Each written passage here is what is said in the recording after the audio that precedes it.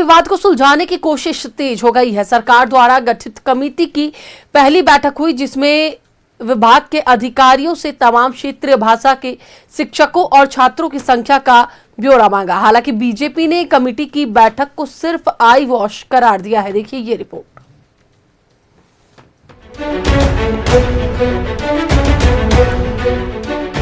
भाषा विवाद पर बनी कमेटी की बैठक, सभी भाषा के शिक्षक और छात्रों का मांगा ब्यौरा। शुक्रवार को होगी कमेटी की दूसरी बैठक। झारखंड शिक्षक पात्रता परीक्षा की नई नियमावली में मगही, भोजपुरी और अंगिका को नहीं शामिल करने पर उठे विवाद को सुलझाने के लिए सरकार द्वारा गठित कमेटी की पहली बैठक में कोई फैसला नहीं हो सका। कमेटी ने पूछा था कि जेटेट की पुरानी नियमावली में 2012 तक आखिर किस आधार पर भोजपुरी, मगही और अंगिका को शामिल किया गया था और अब नई नियमावली में इन भाषाओं को हटाने का आधार क्या है। शिक्षा विभाग के अधिकारियों से इस पर तथ्यात्मक और प्रशासनिक डेटा उपलब्ध कराने को कहा था, लेकिन अधिकारी कोई रिपोर्ट नहीं पेश कर सके, जिसके बाद कमेटी ने अब राज्य में सभी क्षेत्रीय भाषाओं के शिक्षकों और छात्रों की संख्या का ब्यौरा मांगा है।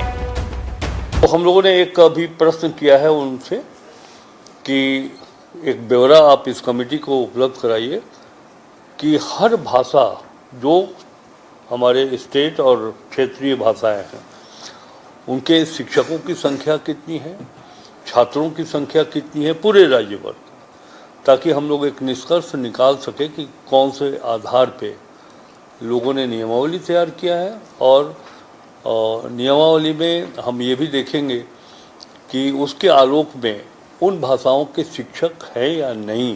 अभी संबंधित पदाधिकारियों को निर्देश दिया गया है कि तथ्यों और साक्ष्यों को जुटान करें, तत्पश्चात उस पर निर्णय किया जाएगा। तथ्य है और जिन चीज़ों पर इसको सुधारना है, करना है, उसको लेकर के विभाग को कुछ निर्देश दिया गया और उम्मीद है कि इसके बाद की अगली बैठक भी जल्द होगी। अब कमेटी की दूसरी बैठक शुक्रवार को होगी। रिपोर्ट मिलने के बाद आगे कोई फैसला लिया जाएगा। दूसरी ओर बीजेपी ने भाषा विवाद पर कमेटी के गठन और बैठक को सिर्फ आई वॉश करार दिया है। ये कमेटी का काम कुछ नहीं, कमेटी का काम सिर्फ आई वॉश करना है।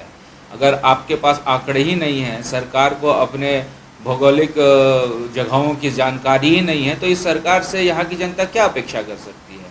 मुझे लगता है कि तमाम ऐसे मुद्दे हैं जिस पे सरकार को राजहित में निर्णय लेना चाहिए था, लेकिन कैबिनेट के इस नौटंकी के बाद मुझे ऐसा लगता है कि ये सरकार भाषाओं के साथ खिलवाड़ कर रही है और आम जनता के भावनाओं के साथ खिलवाड़ कर रही है। नई नियमावली के अनुसार जेटेट परीक्षा की प्रक्रिया शुरू हो चुकी है। दूसरी ओर अब शुक्रवार को कमेटी की दूसरी बैठक है। हो सकता है कि दूसरी बैठक के बाद कमेटी कोई सुझाव या रिपोर्ट सरकार को सौंपे, लेकिन क्या इन सुझावों को आगामी जेटेट परीक्षा में माना जाएगा, इस पर संशय बरकरार है। न्यूज़ 11 भारत के लिए रांची से विपिन उपाध्याय और रुचि शर्मा की रिपोर्ट।